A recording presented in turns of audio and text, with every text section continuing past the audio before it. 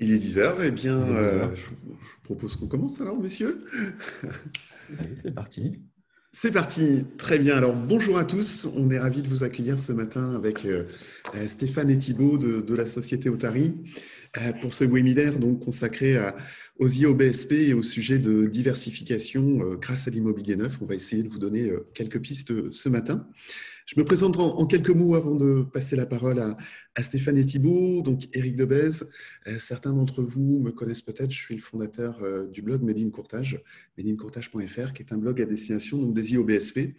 Et sur ce blog, on échange sur tous les sujets d'actualité de l'intermédiation bancaire, réglementation, jurisprudence, nouveaux acteurs, nouveaux produits, nouvelles solutions. Et depuis un petit peu plus d'un an, au-delà du blog Made in Courtage, j'ai créé le label Made in Courtage, donc à destination des courtiers en crédit immobilier, voilà, pardon, indépendants, afin de les accompagner sur des sujets conformité, compliance, sur les sujets communication, et troisième sujet aussi sur les aspects de diversification de services et de produits. Donc bienvenue à tous. Stéphane, Thibault, je vous laisse vous présenter. Bien. Alors, bienvenue à tous. Merci de votre présence ce matin. Merci Eric aussi de nous permettre d'échanger, de vous proposer ce webinaire ce matin. Donc, je suis Stéphane Mialon, je suis donc le directeur marketing d'Otari. Otari, on aura l'occasion d'en parler, et essentiellement Thibault tout à l'heure. Donc, c'est aujourd'hui, Otari, c'est une solution, en fait, une plateforme qui s'adresse à l'ensemble des commercialisateurs d'immobilier neuf. Donc, vraiment une solution de distribution d'immobilier neuf. Qui s'adresse à des indépendants, des cabinets, des réseaux. On aura l'occasion d'en parler, mais voilà, ce sera plus Thibault qui pourra vous expliquer ce qu'on fait exactement tout à l'heure. Et du coup, je laisse la main à Thibault. Merci Stéphane. Bonjour à tous. Donc moi, Thibault Touchant, je suis directeur commercial d'Otari et un des 3 cofondateurs de cette jeune société qu'on a créée il y a maintenant 2 ans et qui se développe fortement ces derniers temps. Merci. Très bien, alors merci à tous les deux. Je fais juste une petite parenthèse donc, pour les spectateurs qui nous rejoignent, nos invités. Vous avez la possibilité au travers de l'outil de chat de Zoom. Alors, je pense que beaucoup d'entre vous, vous avez l'habitude des webinaires depuis quelques mois. Mais au travers du chat, n'hésitez pas à poser des questions. On se réservera un temps à la fin, évidemment, pour essayer de répondre au maximum à toutes les questions. Et on reviendra vers vous aussi pour les sujets qu'on n'aura peut-être pas eu le temps de détailler et pour vous faire des réponses très précises à l'issue du webinaire. Voilà. Alors, Stéphane, Thibault, finalement, quand on parle d'immobilier neuf, c'est quoi? Est-ce que vous pouvez nous réexpliquer un petit peu de quoi on va parler ce matin? Stéphane, peut-être. Alors, est-ce que tout le monde voit mon écran déjà? Est-ce que très bien. L'écran apparaît bien? Ouais. Une bonne chose. Super. Alors effectivement, avant d'aller un petit peu plus loin dans certains détails, l'idée c'est quand même de faire un focus, de s'arrêter un petit moment sur qu'est-ce que l'immobilier neuf, en tout cas l'immobilier neuf en 2020. De quoi on parle exactement? Alors c'est vrai que c'est des termes, peut-être que certains d'entre vous ont l'habitude d'en entendre parler ou ne connaissent pas forcément ces termes-là. En fait, j'ai essayé on a essayé de mettre sur cette slide-là 3 termes qui reviennent souvent quand on parle d'immobilier neuf. L'idée, c'est pas de faire un lexique, c'est pas de vous expliquer et de vous apprendre l'immobilier neuf. Mais en fait, il y a effectivement plusieurs termes qui reviennent assez régulièrement. Et quand vous allez entendre parler d'immobilier neuf, ce sont des termes qui vont être en raccord par rapport à ça. Alors la VFA, en fait, le VFA, c'est le premier des termes qui se rapproche vraiment de l'immobilier neuf. VFA qui veut dire vente en l'état futur d'achèvement. C'est vraiment le terme aujourd'hui employé quand on parle de biens immobiliers neufs. En fait, on a l'habitude de parler d'achat sur plan. Et en fait, l'achat sur plan, c'est ni plus ni moins qu'un bien immobilier neuf dont la construction en fait, n'a pas encore débuté ou en tout cas n'est pas encore achevée. Donc, ce terme-là, il est important. C'est vraiment le premier des termes qu'on va entendre quand on parle d'immobilier neuf. Alors, on parle beaucoup de RP, défiscalisation. RP qui veut dire résidence principale et défiscalisation, on parle plus d'investissement locatif. On y reviendra tout à l'heure pour vous expliquer la différence entre les deux, mais c'est effectivement aussi 2 termes qu'on a l'habitude d'entendre quand on parle d'immobilier neuf. Et bien évidemment, alors, immobilier neuf, c'est souvent associé à Pinel. Alors voilà, j'ai un cousin qui a investi dans le Pinel, etc. Il a acheté un bien immobilier neuf. Donc, c'est souvent des termes qui reviennent. Donc, le Pinel, le dispositif, la loi Pinel, c'est un dispositif fiscal qui permet une réduction d'impôt. Et c'est justement lié à de l'investissement locatif. Vous allez acheter un bien neuf que vous allez souhaiter louer par la suite. Donc voilà, l'idée, ce n'était pas encore une fois de rentrer dans les détails, mais en tout cas d'expliquer rapidement de quoi on parle. Sur le marché du neuf, aujourd'hui, quelques stats rapidement. Sachant qu'on voilà, on dit aujourd'hui vraiment l'immobilier, c'est plus que jamais une valeur refuge. Il faut savoir qu'en 2019, c'est la source de la Fédération des promoteurs immobiliers. Donc voilà, on va dire que c'est eux, ils consolident toutes ces données-là. On est sur 2019, en fait, on n'a pas les stats 2020 encore. Hein. On pourra vous les transmettre ultérieurement. Il y a eu 125 000, pratiquement 126 000 ventes de logements neufs en France en 2019. Et là, sur ces 126 000 ventes, on ne parle pas des résidences avec services qui rentrent dans une autre catégorie, donc d'autres statistiques. Et il faut savoir qu'en fait, 60% des acheteurs de logements neufs sont des primo-accédants. Et je crois qu'Éric, tu voulais ouais, tout à fait, quelques éléments là-dessus. Donc, c'est important effectivement, cette statistique peut peut-être surprendre. Oui, tout à fait. Donc, Et Éric, quand je te on a laisse préparé, compléter. merci Stéphane, quand on a préparé effectivement ce webinaire ce matin, quand tu m'avais transmis ce chiffre, moi j'étais très surpris parce que je ne pensais pas que c'était une part aussi importante, 60% hein, donc, de logements neufs qui sont acquis par des primo-accédants. Et je voulais faire un parallèle avec le métier d'intermédiaire en crédit. On le sait, hein, la part de marché naturel des courtiers en crédit, elle s'établit aux alentours de 33-35%. Mais je voulais revenir sur un sondage qui a été fait en début d'année, c'était au mois de janvier dernier, un sondage qui avait été commandé par Vous Financer auprès d'OpinionWay pour justement voir qui sont les clients des courtiers. Or, dans ce sondage, ça révélait que 65% des jeunes de moins de 35 ans font appel à un courtier dans le cadre de leur acquisition immobilière. Donc, on le voit bien, la cible, ou en tout cas la clientèle la plus importante aujourd'hui des courtiers, ce sont les jeunes de moins de 35 ans, qui sont par définition les primo-accédants.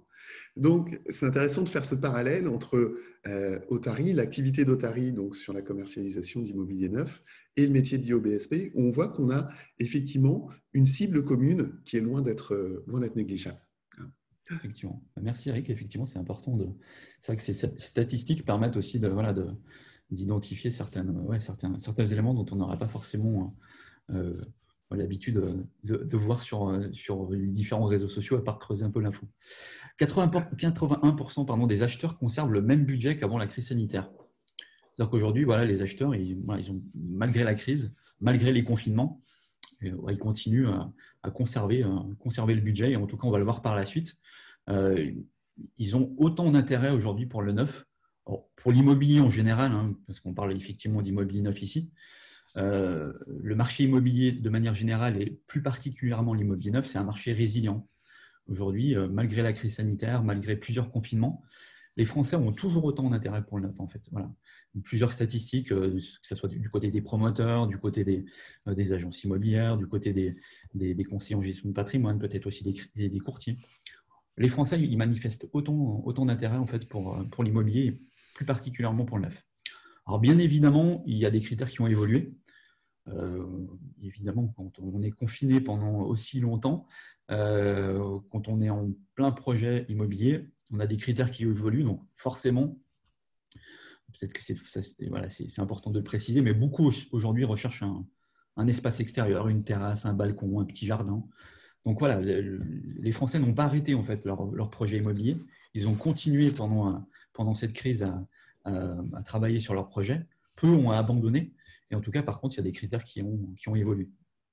Sur la partie de taux d'intérêt, Eric en parlerait mieux que moi, mais les taux historiques, d'ailleurs, Eric, tu me disais effectivement que le terme historiquement bas est souvent employé depuis des années. Mais ça fait en tout cas des mois et des mois qu'on commence tous nos chroniques en début de mois en disant encore une fois des taux historiquement bas ou qui restent historiquement bas, de nouvelles annonces de baisse, etc. Enfin voilà, c'est clairement un sujet commun depuis plusieurs mois. Effectivement. Ajouter en fait à ces taux d'intérêt, effectivement, aujourd'hui, quand on parle d'investissement aussi, d'investissement locatif, donc d'investissement dans l'immobilier neuf, on a deux dispositifs fiscaux. Alors, le Pinel, on en a parlé tout à l'heure. On a aussi le PTZL, le prêt à taux zéro. Ces deux dispositifs ont été prorogés en fait jusqu'en 2022, jusqu'à 2022. Alors, même si on parle du Pinel, il est même prolongé encore plus loin que ça. Mais c'est en fait, quand je parle de 2022, c'est vraiment sur les taux qui seront identiques jusqu'à 2022. Entre 2023 et 2024, on va plutôt assister à une baisse de ces taux-là. Donc voilà, je pourrais même dire que les dispositifs vont être prolongés jusqu'à 2024, mais voilà, de la même manière, en tout cas avec les mêmes taux, le même fonctionnement, ce sera jusqu'en 2022. Donc effectivement, pour des investisseurs, c'est important de se dire, étant donné que le dispositif Pinel, on verra qu'il n'y a pas que celui-là, en tout cas, ça fait partie des choses qui peuvent être importantes quand on veut investir dans l'immobilier neuf. Dernièrement, le gouvernement a signé même un pacte entre la Fédération du bâtiment, des promoteurs, de l'Association des maires de France. Ils ont signé un pacte, un plan de relance qui va être destiné à deux choses en fait. À la fois simplifier, accélérer les procédures d'urbanisme. Vous savez qu'aujourd'hui, sur beaucoup de secteurs, on parle beaucoup de dématérialisation, encore plus en ce moment. L'idée, pour ne pas bloquer, en tout cas pour faciliter les mises en chantier en 2021, le gouvernement a vraiment décidé de mettre les moyens pour simplifier et justement accélérer toutes ces procédures d'urbanisme auprès des municipalités qui sont les premières concernées, pour leur permettre de dématérialiser en fait le fonctionnement des permis de construire. Voilà. Donc toutes les procédures d'urbanisme. Deuxième point, alors je cite un peu la phrase qui est en dessous: accompagner l'émergence de projets de construction durable en promouvant la sobriété foncière, la qualité des logements et du cadre de vie. Là, sous-entendu, l'idée c'est de favoriser tout ce qui concerne la réhabilitation, le développement durable, donc voilà, de faciliter, de privilégier des constructions qui favorisent l'écologie. Voilà. Donc, par rapport à tout ça, voilà, on s'aperçoit vraiment que ce marché de l'immobilier neuf, il est vraiment très, très, très, très résilient. Je reviens simplement sur la partie résidence principale et investissement locatif. Donc vraiment les deux aspects ces deux aspects d'immobilier neuf dont on a parlé tout à l'heure en introduction. La résidence principale, aujourd'hui, quand vous vendez de la résidence principale, vous êtes courtier, vous voulez vendre un bien en résidence principale. On est plus sur, on le précise ici, sur le côté affectif. Ce sont des personnes qui vont vouloir effectivement acheter un bien dans une ville en particulier, dans un secteur, ou plus sur une résidence secondaire. Donc, il y a plus le côté affectif qui va intervenir. C'est aujourd'hui, en fait, encore une fois, l'immobilier neuf, ce n'est pas que de l'investissement locatif. Même si l'investissement locatif, la vente d'investissement locatif, elle fait aujourd'hui appel à plus de données financières. Et vous, en tant que courtier, en tant qu'IOBSP, vous avez plus cette maîtrise, en fait, ces données-là. Vous avez accès aux éléments patrimoniaux de votre client. Donc, effectivement, vous êtes plus tenté de dire « je vais vendre demain des biens immobiliers neufs en investissement locatif ». Mais ne négligez pas non plus le côté résidence principale. Alors, tout à l'heure, peut-être Thibaut parlera peut-être en termes de statistiques, si on peut dire, sur Otari, comment on se situe en termes de vente sur Otari, en termes de résidence principale, investissement locatif. Mais vous, en tant que courtier, ce n'est pas, encore une fois, ce n'est pas que parce que déjà, il n'y a pas que le dispositif Pinel, il y a aussi d'autres dispositifs financiers, LMNP, déficit foncier, etc. Alors, vous allez peut-être être tenté de vouloir vendre des biens immobiliers en investissement locatif, mais la résidence principale reste quelque chose de très, très, très, très sollicité. Voilà. Du coup, j'ai terminé sur cette première partie et je laisse la main du coup à Eric pour ce chapitre-là. Merci Stéphane. Donc effectivement, l'objectif de ce matin, c'était de donner des pistes aux différents, à notre auditoire de ce matin sur la diversification et notamment la diversification d'activités grâce à l'immobilier neuf. Alors, juste une slide très rapide pour rappeler le statut de courtier indépendant. Je crois que l'essentiel des personnes qui sont inscrites ce matin sont toutes IOBSP, donc on va passer assez vite, mais on fera le parallèle justement tout à l'heure aussi avec le statut côté immobilier.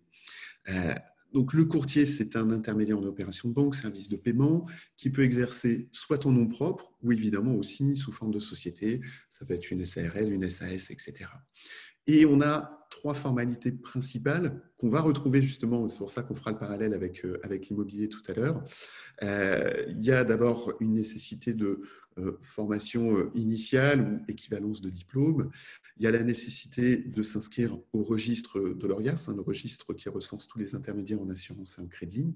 Et par ailleurs, depuis 2 ans, 3 ans maintenant, une obligation de formation continue annuelle. C'est ce qu'on appelle dans notre petit jargon d'IOB la formation DCI, qui dure 7 heures chaque année et qui permet du coup d'actualiser les connaissances de l'activité d'intermédiaire bancaire. Alors, en quoi l'immobilier neuf peut représenter une opportunité pour les IOBSP? Je crois que le sujet il est vraiment d'actualité en 2020. Puisque, on le sait, vous l'avez tous vécu, ça fait 1 an et demi qu'il y a le sujet sur la table de la baisse du niveau des commissions bancaires. Tous, vous en avez été les témoins, ou pour ne pas dire peut-être même les victimes, avec même dans certains cas des banques qui aujourd'hui ne rémunèrent plus du tout l'apport de dossiers. Donc mathématiquement, sur un modèle économique d'intermédiation bancaire où le chiffre d'affaires sur un dossier était constitué par 2 éléments, d'un côté les honoraires de courtage, de l'autre la commission bancaire, eh bien, en l'absence ou en cas de baisse de la commission bancaire, forcément, le chiffre d'affaires moyen par dossier a diminué. Et ça s'est conjugué spécifiquement cette année avec un aspect que malheureusement personne n'avait pu prévoir. Ça a été cette crise sanitaire, cette crise économique, les périodes de confinement avec une baisse du nombre de transactions dans l'ancien. Alors, on n'a pas encore tout à fait les chiffres définitifs en 2020, mais on parle d'une baisse de 15 ou 20% du nombre de transactions dans l'ancien. Donc, mathématiquement, 15 ou 20% de transactions au moins dans l'ancien, c'est très certainement, ça se retrouve chez vous en tant qu'IOBSP, c'est peut-être 15 ou 20% de dossiers de crédit immobilier en moins.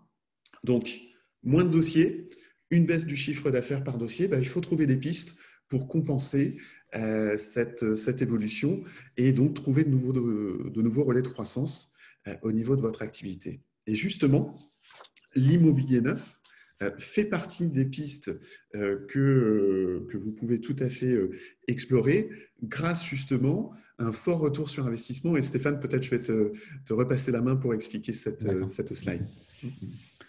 Alors, effectivement, la vente d'immobilier neuf par rapport à votre statut aujourd'hui de courtier d'IOBSP, ça nécessite aujourd'hui en fait un investissement plus limité que la vente d'immobilier ancien, par exemple. Parce qu'aujourd'hui, vous allez vendre du service, en fait. Et le point non négligeable, c'est qu'aujourd'hui, vous avez une base client. Et votre base client, c'est un véritable vivier de business, en fait, pour vous. C'est-à-dire que vous avez un fort existant, vous ne partez pas de zéro, contrairement à des indépendants qui se lanceraient dans l'immobilier neuf ou dans l'immobilier en général. Vous avez votre base client, en fait. Voilà. Donc, c'est un vrai vivier pour vous, un vrai socle, de vraies fondations, si on peut faire le parallèle avec l'immobilier. Et sur ce vivier de business, en fait, par rapport à cette base client, deux aspects, si on peut parler vraiment de ces 2 aspects-là. Côté client, en fait, vos clients existants, l'idée, c'est que vous puissiez aussi les alimenter sous forme d'actions marketing, leur envoyer régulièrement des emailing, publier sur les réseaux sociaux. Ne pas occulter non plus la partie prospection. Aujourd'hui, voilà, ça fait partie aussi, vous avez aussi peut-être un rôle commercial de prospection.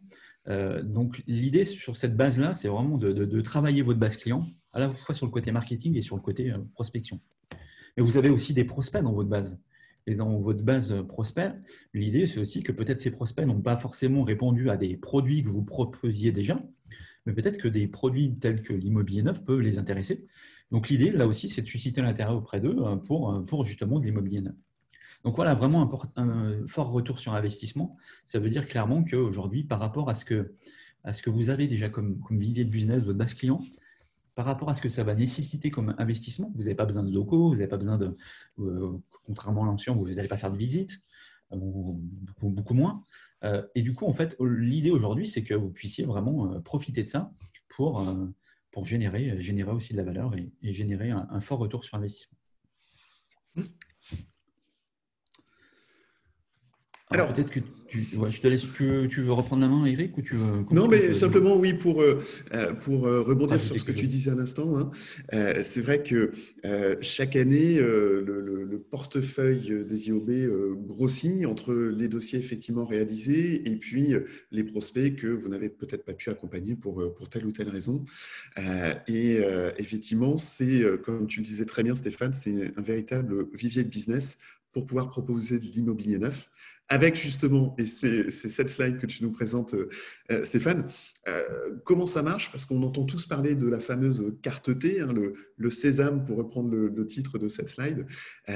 Qu'est-ce que c'est exactement cette carte T? Alors, effectivement, la carte T, carte T pour transaction, pour vendre de l'immobilier neuf, donc pour effectuer des transactions, vous devez posséder une carte, voilà, une carte T. Et effectivement, voilà, c'est le sésame pour vendre de l'immobilier.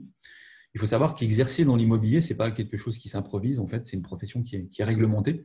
Et en fait, elle est réglementée par une loi qui s'appelle la loi Houillet. En fait, il y a eu un décret d'application. Là, je ne veux pas le détailler, bien évidemment, ça sera un petit peu long. On nous faudrait quelques heures. En tout cas, c'est une profession réglementée et il y a des conditions d'obtention en fait, pour cette carte T. Et ces conditions d'obtention, il y a plusieurs choses en fait. Il faut répondre à certaines aptitudes professionnelles. Ça veut dire qu'aujourd'hui, vous devez avoir un diplôme de minimum 3 ans et idéalement un diplôme typiquement un BTS profession immobilière. Ce sont les premiers diplômes qui permettent d'obtenir cette carte T. Par contre, si vous n'avez pas de diplôme, vous devez pouvoir justifier d'une expérience. Donc, si vous n'avez pas de diplôme, ça ne veut pas dire que vous n'aurez pas la carte T. Par contre, il faudra justifier d'une expérience, soit de 10 ans en tant que salarié, soit de 3 ans en tant que cadre, en fait, au sein d'une agence dans laquelle quelqu'un a cette carte T. Voilà. Donc, effectivement, voilà, c'est assez encadré, forcément. Donc, n'importe qui ne peut pas devenir professionnel de l'immobilier et solliciter une carte T. Il y a des conditions de moralité. Alors, conditions de moralité, c'est ne pas avoir faut avoir un casier judiciaire vierge, forcément. Donc, ça fait partie aussi de ces conditions-là. Donc là, justifier d'un diplôme reconnu d'une expérience professionnelle, on vient d'en parler. Par contre, aujourd'hui, on a forcément des indépendants qui n'ont aucun diplôme, ou qui n'ont pas les diplômes reconnus, qui n'ont pas forcément l'expérience suffisante pour obtenir une carte T. Ils ont une possibilité, aujourd'hui, vous avez une possibilité, si vous n'avez pas cette carte T, d'obtenir une délégation, sous certaines conditions, bien évidemment, mais auprès d'un mandant, ce qu'on appelle un mandant, vous allez pouvoir obtenir une délégation de carte T. Chez Otari, on fournit ce service à nos abonnés. Donc, on a aujourd'hui des abonnés à qui on délègue notre carte T, ce qui veut dire qu'aujourd'hui, ils peuvent effectuer des transactions et vendre des biens immobiliers au sein d'Otari en utilisant notre propre carte T. Voilà. Ok. Je me permets juste de préciser sur ce point-là, Oui, je t'en prie, Thibaut. c'est intéressant. Mmh. Vous avez souvent, vous, dans votre métier, des statuts d'SARL ou de SAS. La délégation de carte T ne peut être faite qu'à une personne physique et pas une personne morale. Ouais, on va en parler après, effectivement. Pardon ? On va en parler, effectivement, c'est important. C'est très important.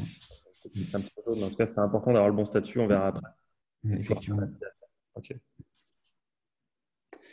Et après, effectivement, aujourd'hui, quelqu'un qui a la carte T, qui a une carte T, il doit justifier aussi d'une formation continue, en fait, pour renouveler cette carte T. En fait, vous n'obtenez pas une carte T à vitam aeternam, en fait. En fait, vous avez une obligation de formation pour renouveler votre carte, cette carte professionnelle. Il faut pouvoir justifier de 14 heures de formation par an ou 42 heures au cours des 3 dernières années d'exercice. Voilà. Alors, voilà, ça, c'est vraiment des éléments obligatoires et vous devez le justifier, en fait. Hein. C'est vraiment des choses que vous devez justifier. Malgré tout, 14 heures, ça laisse… j'ai l'impression de dire ça en disant que c'est compliqué. Au contraire, 14 heures de formation, alors certes, c'est un peu de temps, mais c'est assez faisable. Sachant que ces formations, aujourd'hui, certaines sont obligatoires.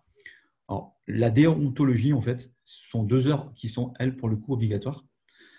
Sur les 14 heures de formation par an, vous avez obligatoirement, chaque année, 2 heures à suivre sur des formations sur la déontologie. Et à partir du 1er janvier 2021, vous aurez aussi une formation qui va traiter de la lutte contre les discriminations dans l'accès au logement. Là aussi, ça fera partie parmi ces 14 heures de formation, d'une formation obligatoire. Après, derrière, vous avez possibilité, selon les produits, les biens que vous proposez, pouvoir aussi sur des domaines de compétences que vous avez peut-être moins, effectuer des formations sur des domaines juridiques, commerciaux, économiques, sur des domaines plus techniques, sur de la construction, sur l'habitation, sur l'urbanisme, sur la transition énergétique, sur la défiscalisation. Et là aussi, en fait, ça peut rentrer dans ce cadre de 14 heures par an. Voilà. Et effectivement, ce que disait tout à l'heure Thibaut,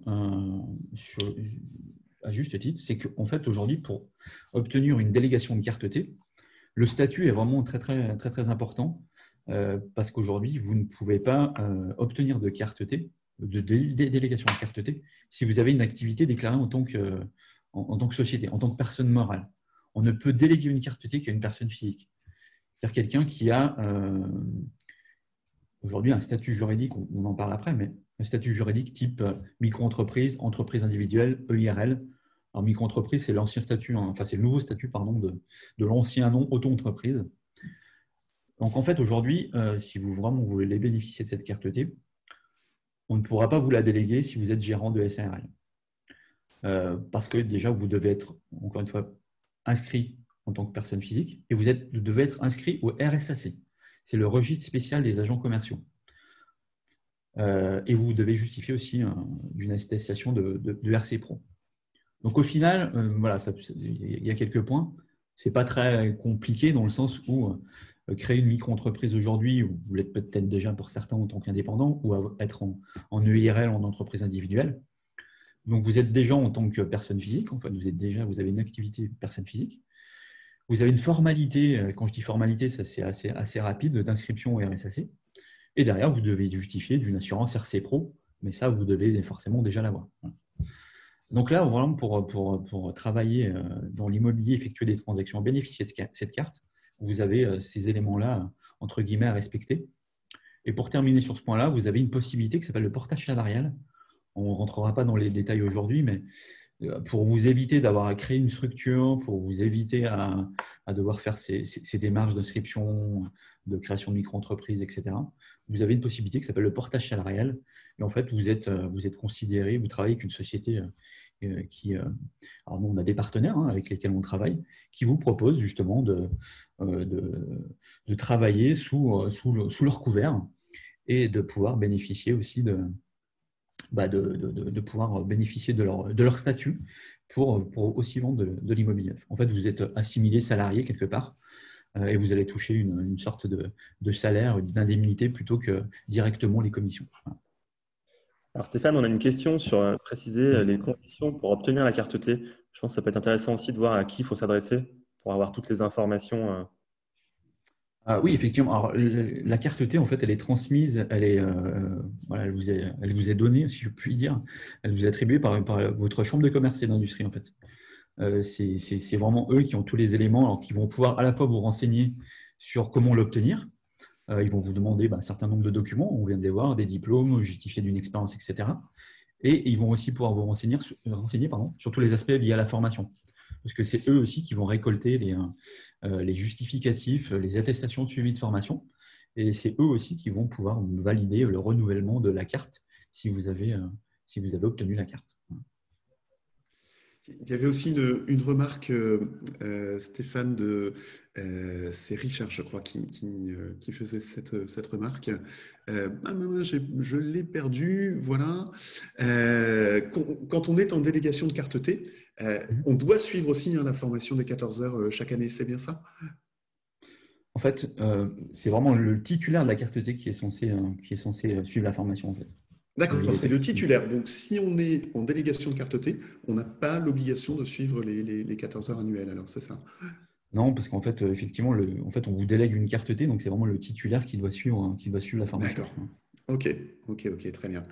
Après, j'ai une petite aparté, effectivement, sur laquelle, par rapport au statut. Aujourd'hui, vous pouvez être en statut, donc si vous êtes en statut SARL, vous êtes gérant d'une SARL, effectivement, ça va être bloquant pour obtenir une délégation de carte T. Par contre, on a beaucoup aujourd'hui de questions concernant la SAS, en fait.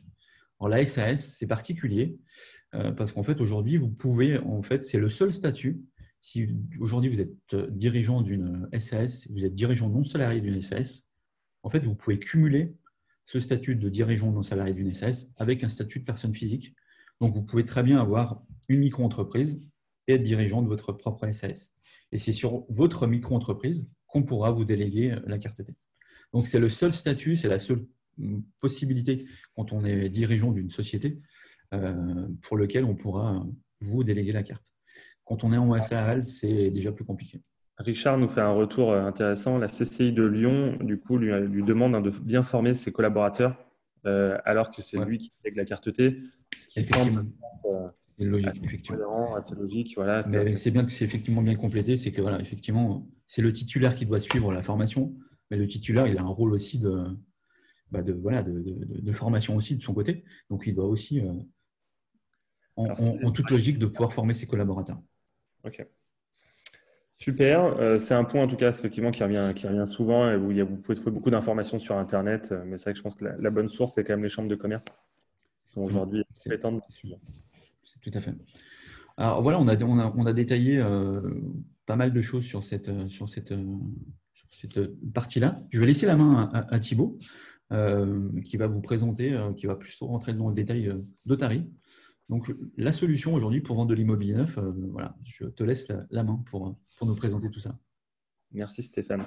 Effectivement, Axeléric aussi nous dit qu'en SAS, le dirigeant a un statut d'assimilé salarié.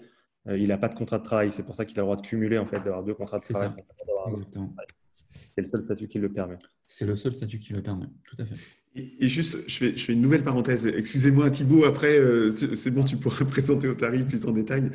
Mais on avait eu l'occasion, il y a quelques semaines de cela, avec Stéphane, de faire un article sur le blog Méline Courtage, avec différents cas, justement, pour des courtiers, selon leur forme de société, leur forme d'exercice de l'activité d'IOBSP. Et ce qu'on fera, c'est qu'on enverra à tous, bien sûr, le lien vers le replay de l'enregistrement de ce matin. Et on vous remettra aussi le lien vers cet article que nous avions réalisé, parce que ça répond aussi à pas mal de situations qui vous concernent. Alors, Thibaut, c'est à toi. Alors, Stéphane, je te laisse avancer les slides, peut-être, ça ne te dérange pas. Donc, très rapidement, on voulait vous montrer comment Otari peut vous permettre de vous diversifier. Voilà. Donc, ce qu'on vous propose, c'est une solution complète qui repose sur 4 piliers. Le premier est donc Otari Link, la solution logicielle qu'on vous met à disposition, qui très simplement vous donne accès à un portail immobilier, donc toute la partie recherche et information sur des biens. Vous avez également l'accès au CRM immobilier, qui va vous permettre de suivre le parcours de votre prospect jusqu'à ce qu'il devienne client et ensuite. Également des simulateurs, notamment un simulateur Pinel pour ceux qui voudraient aller sur cette solution sur la vente d'investissement locatif, avec un détail très précis qui vous permet de transmettre des études personnalisées. Le deuxième pilier très important, c'est qu'on va livrer ce logiciel en intégrant déjà un stock promoteur, un stock de lots. Donc, aujourd'hui, on a à peu près 18 800 lots, je crois, quasiment 19 000 lots qui sont intégrés directement dans la plateforme de manière automatisée. Donc, on est en quasi-temps réel. Vous avez une information qui est extrêmement à jour et ça vous donne accès en fait, donc, à tout ce stock national de produits. Le troisième pilier qui est important, c'est les services, puisque dans la vente d'immobilier, vous allez avoir des relations avec les promoteurs. Donc, cet échange est centralisé par notre service back-office, qui est ouvert 7 jours sur 7, de 6h à 21h. Et du coup, vous allez pouvoir échanger avec eux et eux, après, vont s'adresser aux différents promoteurs pour suivre l'avancée de vos dossiers. Simplement, dans la vente d'immobilier neuf, vous avez en gros 3 étapes fondamentales. La première qui va être la dénonciation des prospects. Donc, quand vous allez présenter un programme à l'un de vos prospects, on vous invite tout de suite à déclarer auprès, je ne sais pas, par exemple de Nexity ou de Kaufman, que vous allez présenter un programme qui leur appartient à monsieur Stéphane Mialon, par exemple, et que par conséquent, une fois que vous l'avez déclaré, Stéphane Mialon ne peut plus aller en direct chez le promoteur pour faire l'acquisition du bien. La deuxième action qui est importante, qui est la pose d'option. Donc, quand vous avez un client qui est très intéressé, on va pouvoir pré-réserver, si vous voulez, le bien pendant 48 ou 72 heures.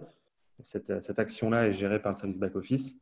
Et enfin, une fois que la réservation est effectuée, on rentre dans une mécanique que vous connaissez bien, qui va être la signature d'un premier contrat, puis ensuite aller trouver les financements, avoir les accords de financement, aller devant le notaire pour signer l'acte de vente. Donc, toute cette durée-là est assurée par le service back-office.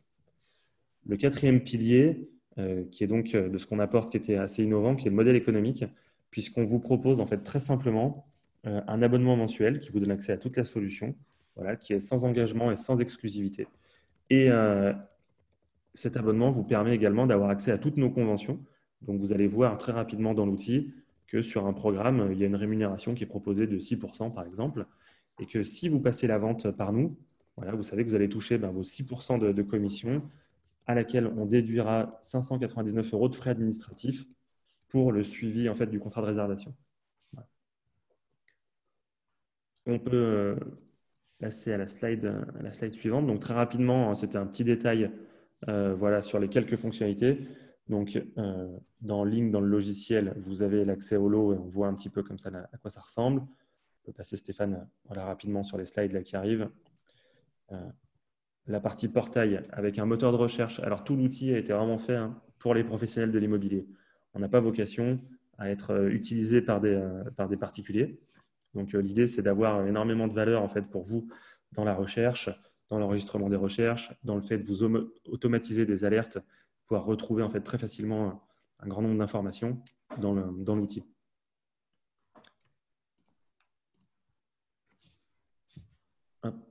On a également voilà, des petites fonctionnalités assez sympas. Telles que sur les parties comparateurs. Très simplement présenter. Tous les écrans comme ça peuvent être téléchargeables, génèrent des documents PDF qui vont pouvoir être transmis après très simplement. On a également, voilà, juste après, une solution d'évaluateur d'emplacement qui vous permet d'argumenter sur un programme et un bien avec énormément de thématiques qui sont proposées. Donc là, on voit que c'est l'accès au transport qui a été sélectionné. Vous avez un arrêt de bus à moins de 5 minutes. Donc, vous avez vraiment beaucoup de valeur dans l'outil. L'idée, c'est que vous puissiez en fait avoir tous les éléments qui vous permettent de faire une vente depuis la recherche jusqu'à la centralisation. Tous les documents sont intégrés dans l'outil. Toutes les interactions dont je vous parlais tout à l'heure, la dénonciation, les poses d'options, les réservations sont réalisables depuis l'outil. Donc, vous n'avez vraiment jamais à sortir de cet espace et vous pouvez avancer très simplement là-dessus. Voilà, donc ça, c'est une petite fonctionnalité d'envoi de documents. Vous verrez, ça, c'est quelque chose pour les gens qui aiment bien le commerce. Quand on a goûté à ça, on a du mal à s'en passer. Tout simplement, aujourd'hui, quand on envoie les documents à ses clients, ils sont souvent très lourds. Donc, c'est difficile d'envoyer tout ça en pièce jointe. Donc, vous allez faire des liens Dropbox ou des liens WeTransfer. Donc là, on a développé une solution logicielle qui vous permet de générer ce lien, mais de manière optimale, ce qui fait que quand votre client va cliquer dessus et découvrir les documents, il ne va pas juste les télécharger comme un lien Drive ou Dropbox, mais ça va s'ouvrir dans son navigateur web. Il va être dans un espace à votre image. Et en fait, on va venir tracer, nous, et analyser exactement le comportement de votre prospect. Et on va vous transmettre l'information automatiquement dans l'outil, vous disant qu'un prospect a ouvert, mettons, 10 fois votre lien. Et vous allez pouvoir constater après que page par page, il a passé, mettons, 38 secondes à étudier la page numéro 4 sur l'analyse financière et 3 minutes 42 sur l'inverse l'emplacement. Donc, on vous aide vraiment également, on vous accompagne en vous donnant beaucoup de données pour être de plus en plus performant sur la relation commerciale avec votre client. La partie CRM, voilà, on voit que toutes les infos sont centralisées. Vous avez bien sûr des informations de qualification de vos clients, très simple, nom, prénom, coordonnées, mais vous avez également après des différents onglets qu'on aperçoit ici sur de la fiscalité, sur des emprunts. Là, on voit qu'on a des lots qui ont été sélectionnés pour ce client. Vous avez toutes les infos qui sont centralisées de manière très simple. Dernier petit point qui nous semblait intéressant de vous présenter, l'outil est potentiellement utilisable totalement en marque blanche. Donc, il y a 2 niveaux de licence, on verra après, mais un des niveaux de licence vous donne l'accès à la marque blanche. Et donc, Otari disparaît totalement. Donc, vous pouvez vraiment présenter cet outil en clientèle. Il a été pensé également pour être utilisable en clientèle. Donc, avec un petit bouton, vous pouvez très simplement faire disparaître toute la partie honoraire en fait.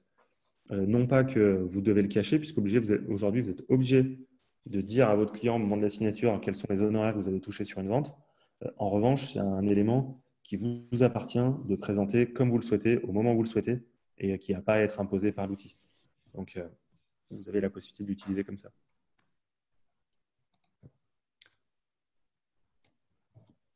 Pour terminer, voici les 2 niveaux de licence et la 3e team qui sera bientôt disponible.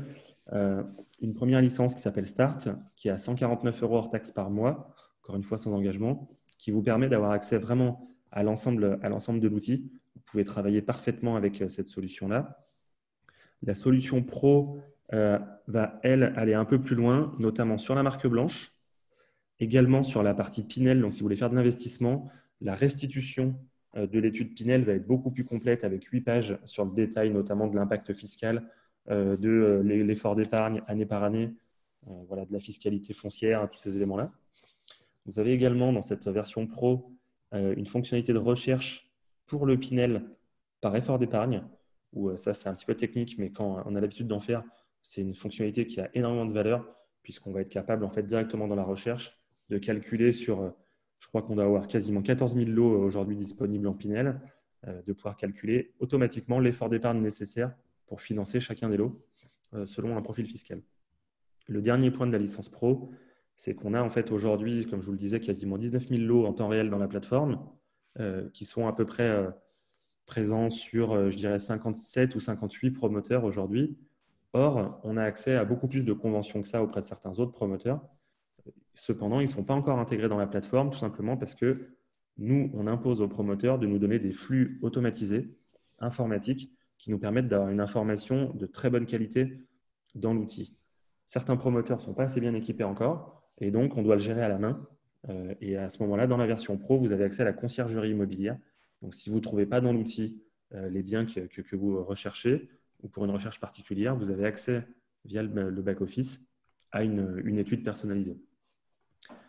La licence Team qui va sortir en tout début d'année, qui est vraiment celle-ci dédiée au réseau. Donc, si vous avez, vous, dans vos équipes, 2, 3, 5, 10 personnes qui pourraient être demain commercialisées de l'immobilier neuf, à ce moment-là, la solution Team est très intéressante. On va pouvoir aller beaucoup plus loin dans la personnalisation du catalogue, dans le management des rémunérations, dans le fait de gérer, en fait, vous aurez la main totale avec un outil d'administration pour créer des utilisateurs, créer des équipes et leur donner accès à certaines fonctionnalités ou pas, et leur donner accès à des niveaux de rémunération ou pas, comme vous le souhaitez. Donc ça, c'est une solution qui rentre pour les groupements, qui est un peu plus, je ne dirais pas complexe, mais on va prendre le temps de plus échanger ensemble sur votre organisation pour voir comment on peut la mettre en place.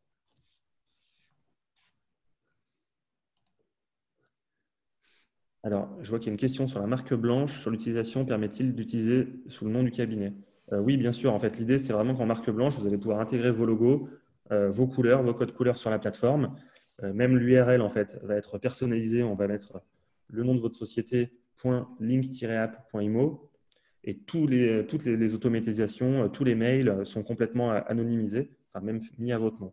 Ce qui fait que typiquement, si vous avez 10 collaborateurs qui peuvent être des agents aussi, indépendants, si vous leur proposez l'outil en marque blanche, ils ne connaissent pas Otari. Voilà, ils vont vraiment voir votre outil à votre image. Et l'idée, c'est ça, c'est que vous ayez la main dessus. Du coup, je te coupe. Thibaut, je ne voulais pas te déranger du coup, mais on avait des questions aussi sur le stock, notamment des personnes qui nous demandent comment vous justifiez que vous êtes le stock le plus à jour et qu'est-ce qui vous fait dire que… Donc voilà, c'est une pense que excellente c'est bien. Alors, tout simplement, il y a plusieurs façons de répondre à ça. La première façon, qui est celle qui est la plus intéressante pour vous, c'est que sur les 6 derniers mois, donc qui viennent de s'écouler, on sait que nous, on a validé entre 92 et 94% des options qui ont été posées par la plateforme. Alors, c'est assez technique quand on ne connaît pas l'immobilier, mais si vous voulez, vous allez avoir accès à des lots. Les lots, vous voyez tout de suite le statut du lot, donc s'il est disponible, s'il est optionné ou s'il est réservé. Comme on est en quasi-temps réel, en fait, les réservés disparaissent de la plateforme instantanément. Ce qui fait qu'on peut mesurer ce chiffre-là, ce qui est pour moi la mesure, la seule qui a une vraie valeur pour vous, c'est de dire quand un lot est marqué comme disponible, si je le propose et que moi je l'optionne, est-ce que c'est validé? Et si mon option, en fait, elle est validée, du coup, si j'ai demandé cette action-là, est-ce qu'on ne va pas me dire « Ah mais non, mais en fait, le lot, il est déjà parti il y a une semaine ». Donc ça, c'est un élément qui est très important. Donc c'est un premier critère. Deuxième critère, je vous disais, on accepte, nous, on intègre dans l'outil que les promoteurs avec lesquels on met des stocks automatisés, des flux automatisés informatiques. Il n'y a aucune intervention manuelle dans l'outil. Ce qui fait qu'on pourrait déjà aujourd'hui on a plus de 150 conventions qui sont signées. Donc on pourrait faire en fait des faux robots qui vont prendre du stock, qui vont les mettre et qui ont du coup bah, vont faire gonfler le nombre facial de lots, sauf qu'en fait, les lots ne sont pas disponibles et donc disparaissent. Le troisième point, comme je vous disais, c'est comme on est en quasi-temps réel dans l'autre sens aussi, quand une réservation est faite et qu'un lot n'est plus disponible, il sort automatiquement de la plateforme. Ce qui fait qu'on n'a aucun historique de lot qui viendrait en fait gonfler artificiellement le volume. Donc ça, c'est des éléments qui sont un peu techniques, mais qui sont importants. Combien de ventes ont été réalisées en 2020? Alors, je ne vais pas vous donner le chiffre 2020 parce qu'il a peu de représentativité pour nous, puisqu'on commercialise au Tari depuis décembre de l'année dernière. Parce qu'on a une croissance qui est telle en fait, que ça, le chiffre, on va faire plus de 300 ventes en 2020, mais ce n'est pas représentatif, puisqu'on en a réalisé plus de 60 en octobre, plus de 70 en novembre. Donc, on a une croissance qui est très forte et je ne parle que des ventes. Voilà, sachant que chez nous, il n'y a pas d'exclusivité. Donc, les gens qui font déjà de l'immobilier neuf peuvent utiliser l'outil en fait, pour la recherche, pour la partie commerciale, mais passer les ventes en direct en fait, avec leur convention. Donc, c'est vraiment c'est un indicateur qui pour nous est important, bien sûr, mais qui n'est pas essentiel. Et on vous a mis un cas client. Il y aura un replay, oui, Abel, le webinaire. Un petit cas client voilà, très rapide avec des métriques qu'on a pu ressortir. Donc, chez nous, une licence pro qui est à 199 € par mois. Vous allez avoir du coup l'abonnement annuel. Si vous le prenez en annuel, on vous offre 2 mois. Voilà, donc si vous voulez le payer une fois par an. On vous a mis le coût de la carte T. Donc, c'est très simple. Chez nous, tout ce que vous allez acheter, on va toujours avoir un engagement très fort sur la transparence et la simplicité. Donc, la carte T, c'est 290 € hors taxe par an en année civile. Donc, vous avez un investissement total, je dirais, sur l'année qui va être de 2280 €. À l'inverse, sur les 6 derniers mois, non, tu as pris plus que ça, du 1er janvier au 30 novembre, parce que ça a augmenté sur les derniers chiffres qu'on a vus. On a un panier moyen de vente qui est à 237 000 €, des honoraires moyens sur vente de 5,87, qui vous donne 13 906 € d'honoraires en moyenne reversés. Voilà. Donc, c'est assez intéressant. En niveau complémentaire pour vous, on a de plus en plus de courtiers qui s'y intéressent parce que, je dirais pour plusieurs raisons, comme on l'a présenté au départ, mais 1, c'est rémunérateur. 2, c'est facile pour vous parce que vous avez les compétences la plupart du temps. Vous ne faites pas forcément de l'immobilier, mais c'est très proche. Vous avez les clients et du coup, l'investissement en plus n'est pas très important, donc ça permet d'y aller. La partie back-office, voilà, ben non, c'est Stéphane qui a répondu, effectivement. Il est bien disponible 7 jours sur 7, de 6h à 21h, et c'est lui qui va gérer la relation avec les différents promoteurs. On ne vous donne pas accès aux promoteurs en direct, tout simplement parce qu'on a trop de clients. Ce serait trop compliqué pour eux à gérer. Et également, en fait, la connaissance des promoteurs est un ensemble, quelque chose d'important, que chaque promoteur fonctionne différemment, a des règles particulières, et même chez un même promoteur, typiquement, on peut prendre en ce moment Next City, en Île-de-France, a un fonctionnement différent de tout le reste de la France. Alors, on n'a pas d'essai. Pas d'accès, et puis j'allais répondre. On n'a pas d'accès pour. Voilà, donc on ne donne pas accès gratuitement à l'outil, tout simplement parce que vous pouvez interagir avec les promoteurs et faire des actions qui sont engageantes. Donc, pour l'instant, on n'a pas d'accès freemium, comme on dit. On organise par contre, bien sûr, gratuitement, avec un immense plaisir, des démonstrations, des présentations de l'outil en one-to-one. Donc, si vous êtes intéressé, on vous laissera nos coordonnées juste après et on va organiser des petits rendez-vous. On prend le temps de se connaître, on vous montre l'outil en fait, comme ça en visio et toute la fonctionnalité. Notre rémunération pour l'or, alors elle est sur 2 niveaux. Notre rémunération principale, et nous, ce qu'on vend, c'est vraiment l'abonnement. Donc, ce qui nous intéresse, c'est les 149 € par mois ou les 199 € par mois. On est éditeur de logiciels. En fait, nous, on n'est pas des gens. Enfin, on a un des associés qui vient du monde de l'immobilier. Donc, on a une maîtrise métier. Mais notre vocation chez Otari, c'est vraiment d'être éditeur de logiciels. Donc, comme tous les éditeurs en mode SaaS, on vous vend un abonnement, une licence qui vient s'enrichir en permanence. Après, quand vous passez une vente, effectivement, on retient 599 €, vous avez bien compris, sur la commission. Donc, uniquement quand la vente est actée. Si la vente ne va pas jusqu'au bout, vous ne serez jamais facturé de ça. Et cette partie-là, non, ce n'est pas là-dessus qu'on gagne de l'argent. Là-dessus, c'est vraiment nous, les frais administratifs. Le temps qu'on passe sur un dossier est de plus en plus important, notamment à cause de cette année du Covid, qui fait que beaucoup de promoteurs ont mis en place des signatures électroniques et ils profitent de ça pour nous demander à nous en fait, de préparer les dossiers de signature électronique pour eux. Donc, on consacre énormément de temps à cette partie-là. Donc, on facture en fait la partie administrative. Mais c'est vraiment nous, notre modèle, il est vraiment sur l'abonnement. Pour Il y a une répondre à question Stéphane Laroche. de Stéphane, ouais. Non, non, on n'a pas de fonctionnalité de recherche de financement au sein d'Otari. Voilà, et c'est ça aussi qui est intéressant sur les synergies qu'on peut imaginer quand on est IOBSP avec une structure telle que Otari. C'est effectivement de se dire chacun est sur sa ligne de métier, mais les métiers sont complémentaires. Et Stéphane, voilà, on pose aussi une question, Otari. Stéphane Laroche. Pourquoi Otari? Parce que je me souviens quand la première fois qu'on avait échangé avec Thibaut et Stéphane, c'était l'une de mes premières questions aussi. Très bonne question. Alors l'idée, c'est qu'il n'y a pas de raison en fait. Et on a créé une marque. On a la chance quand on crée une marque de réfléchir vraiment en mode marketing, communication et de se dire, c'est pas pourquoi, c'est l'inverse. En fait, on crée une marque et comment après on lui donne une âme et comment on lui donne une existence. Donc l'idée, c'était juste de se dire, on veut une marque qui est sympa, qui se retient très bien et qui fait marque en fait.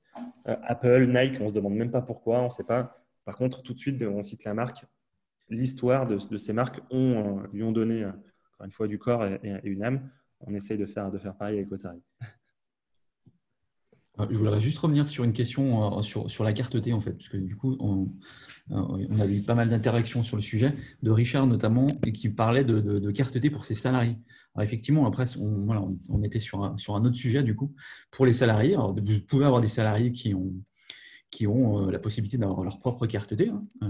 Après, si vous avez des salariés qui n'ont pas la carte T, c'est le même principe que tout à l'heure. En fait, vous avez la carte T, vous avez des salariés, vous avez donc l'obligation de vous former et vous avez l'obligation, en effet, de former vos salariés. Là, sur la délégation de carte T, c'est différent parce qu'en fait, on est plutôt sur des profils indépendants. Mais encore une fois, voilà, le titulaire a une obligation de formation, mais sur le côté salarié, voilà, c'est un peu différent. Ok. C'est la délégation, d'accord. Vous parliez de la délégation, Richard. Donc, c'est le même système qu'avec nous. C'est ça. On a terminé. On a terminé, effectivement. On va vous souhaiter, on va vous remercier déjà pour votre écoute et vous souhaiter de bonnes fêtes de fin d'année. Mais si vous avez d'autres questions, n'hésitez pas à les poser dans le chat ou après Thibaut, si tu peux les seront disponibles dans le mail de remerciement. Effectivement. Ouais. Alors, on va vous adresser un mail avec toutes nos coordonnées. Toutes nos coordonnées, voilà, effectivement. Les informations et le replay également, cette partie-là. Tout à fait. Eric? Très bien, voilà, j'étais en train de vérifier qu'on n'avait pas manqué de questions importantes. Merci beaucoup Stéphane et Thibaut pour cette présentation. Merci à tous pour nous avoir rejoints ce matin. Effectivement, on est en période de fin d'année, donc très bonne fête à tous. Et puis vous allez retrouver les coordonnées donc, de tout le monde dans le mail qui va vous être adressé avec le replay et l'article que nous avions réalisé avec Stéphane il y a quelques semaines de cela sur les sujets de statut quand on est IOBSP. C'est ça. Très bien. Merci beaucoup. Très bonne fête de fin d'année à tout le monde. Prenez soin de vous. Merci également. Merci à vous. Au revoir.